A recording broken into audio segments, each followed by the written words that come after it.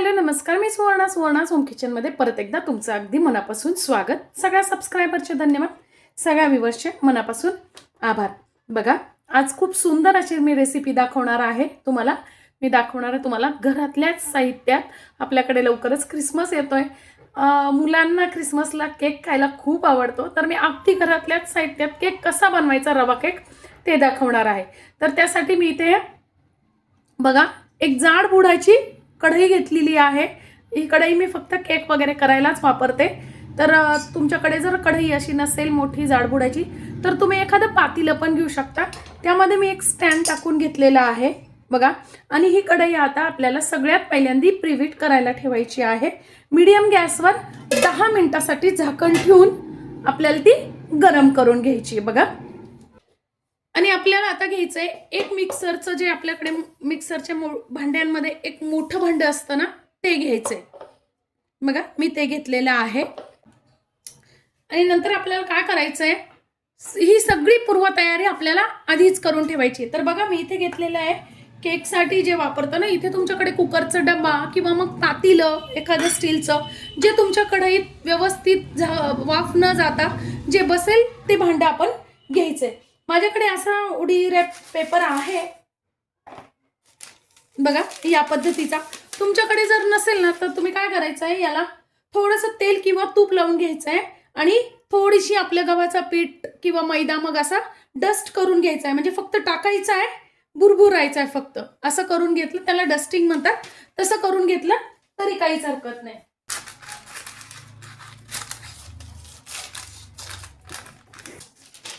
या पद्धतीने आपण गोल तो सहज कापून घेऊ शकतो बघा. ही केक करायच्या आधीच आपल्याला ही तयारी करून ठेवायची आहे. मी ते तूप घेतलेलं आहे बघा. पूर्ण भांड्याला एकच चमचा आपल्याला तूप लावून घ्यायचं आहे या पद्धतीने. आणि हे बाजूला ठेवून द्यायचंय. आता आपण जेव्हा केक करतो ना, त्याचं एकच असतं की तुम्ही माप व्यवस्थित घ्यायला पाहिजे. तर मी ते 1 वाटी घेतलेली आहे. तुम्ही घरात कप, वाटी, फुलपात्र कुठलंही भांडं घ्या, पण ते एकच असं व्यवस्थित घ्यायचंय. 2 कप इथे 2 वाटी रवा घेतलेला आहे. मोजून व्यवस्थित त्याच वाटीने 2 वाटी मी रवा घेतलेला आहे. तुम्ही इथे कुठलाही रवा वापरू शकता, जाड, बारीक, भाजलेला कुठलाही रवा चालेल. आता बघा, त्याच वाटीने मी 1 वाटी साखर घेतलेली आहे. प्रमाण नीट लक्षात घ्या. त्यानंतर त्याच वाटीने मी आपलं नॉर्मल टेम्परेचरचं, सुरुवातीला मी अर्धीच वाटी दूध घेतलेलं आहे. त्यानंतर अर्धी वाटी दही घेतलेलं आहे.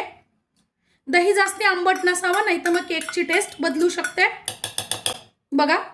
अर्धी वाटी दूध, अर्धी वाटी आपण दही घेतलेलं आहे. आणि त्याच वाटीने आता मी अर्धी वाटी तूप घालून घेणार आहे बघा. तीच वाटी आहे.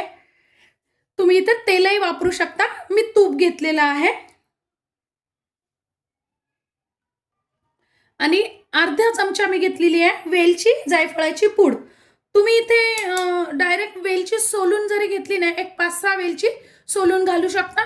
किंवा मग तुम्ही तुमच्याकडे इसेन्स असेल तर तेही घालू शकता. माझ्याकडे इसेन्स आहे, पण सगळ्यांच्या घरात अवेलेबल नसतं. वेलची जायफळ सगळ्यांच्या घरात असते, म्हणून मी वेलची जायफळच दाखवली आहे. आता हे आपल्याला मिक्सरमध्ये छान फिरवून घ्यायचं 1-2 मिनिटासाठी बघा. आपलं बॅटर घट्ट वाटतंय, कारण रव्यावर डिपेंड असतं बॅटर कसं ते. त्यामुळे मी अजून अर्धी वाटी दूध घालून घेणार आहे. टोटल आपल्याला 1 ते 1.5 वाटी दूध लागू शकतं बघा. मी अजून अर्धी वाटी दूध घालून घेतलेलं आहे. दूध एकदम नाही घालायचंय, कारण दही पण कसं पातळ घट्ट त्यावर डिपेंड असतं. आणि रवा काही वेळेस फुगतो, तर काही वेळेस नाही. काही वेळेस रवा काय करतो, दूध शोषून घेतो, नाहीतर घेत पण नाही, खूप बारीक रवा असेल तर. त्यामुळे दूध तुम्ही लागतच घालायचंय. आता बघा, खूप व्यवस्थित छान असं आपलं हे मिक्स झालेलं आहे. रवा बारीक झालेला आहे, त्यामुळे आपल्याला खूप भिजत वगैरे ठेवायची गरज नाही. आता मी हा पोहे खायचा चमचा घेतलेला आहे 1 टेबलस्पून.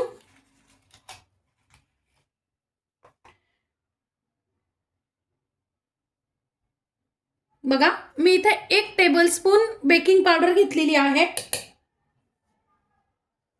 आणि अर्धा टेबलस्पून आपला खायचा सोडा घेतलेला आहे. आपली तिकडे कढई पण प्रीहीट झालेली आहे.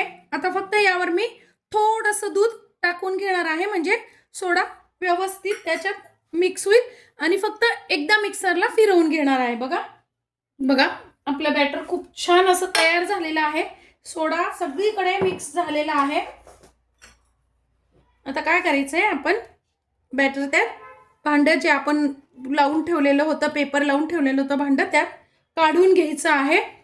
एकाच भांड्यात बघा किती सोपा केक आहे. एकाच भांड्यात आपण सगळं केलेलं आहे, मिक्सरच्याच भांड्यात. फक्त प्रमाणही खूप सोपं आहे. दोनदा मी असं टॅप करून घेतलेलं आहे. त्यावेळेला आपल्याला इथे ड्रायफ्रुट्स घेतलेले आहेत. तुमच्याकडे असतील तर टाका, नसतील तर नाही टाकले तरी काहीच हरकत नाही. कढईत मीठ वगैरे पण काही घातलेलं नाहीये. बघा आपल्याला टोटल आता हा 30 मिनिटासाठी केक, सुरुवातीला 30 अजिबात उघडून बघायचा नाहीये. 30 मिनिटं, सुरुवातीला 10 मिनिटं मोठ्या गॅसवर ठेवायचा आणि नंतरचे 20 मिनिटं मीडियम गॅसवर ठेवायचा. आणि 30 मिनिटानंतरही तुमचा केक जर झाला नाही तर तुम्ही 5 मिनिटं अजून ठेवू शकता.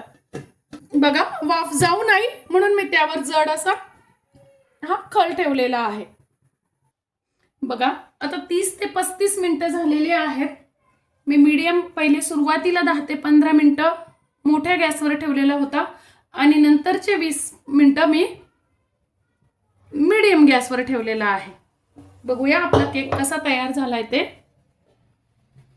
वाह, बघा काय सुंदर आपला केक तयार झालेला आहे, खूपच सुंदर.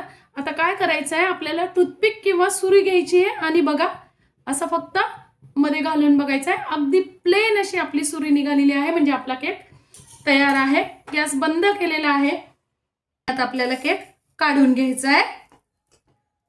काय सुंदर केक तयार झालेला आहे आपला.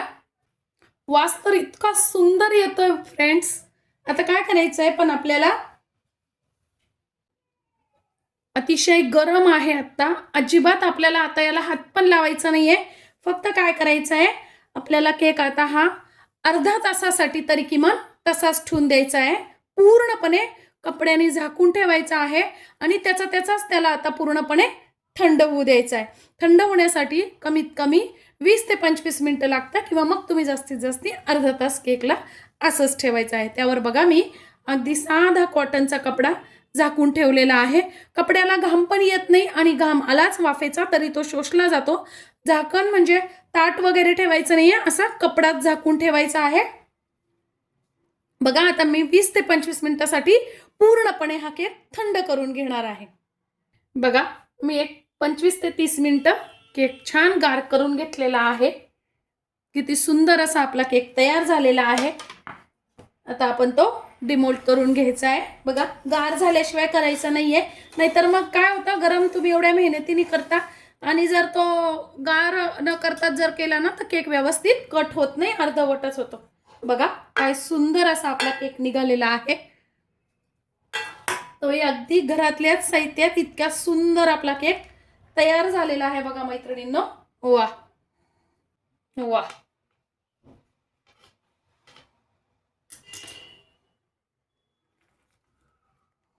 बघा किती सुंदर जाळी पडलेली आहे केकला. अगदी स्पंजी सॉफ्ट असा आपला केक खूपच सुंदर तयार झालेला आहे, अगदी घरातल्याच साहित्यात. बघा काय सुंदर केक आपला तयार झालेला आहे, अगदी अप्रतिम असा. आजची माझी ही व्हिडिओ, ही रेसिपी तुम्हाला कशी वाटली कमेंट्समध्ये नक्की सांगा. चॅनलवर नवीन असाल तर चॅनलला सबस्क्राईब, लाईक आणि शेअर करा. आणि असा केक आता ख्रिसमससाठी नक्की बनवून बघा. धन्यवाद.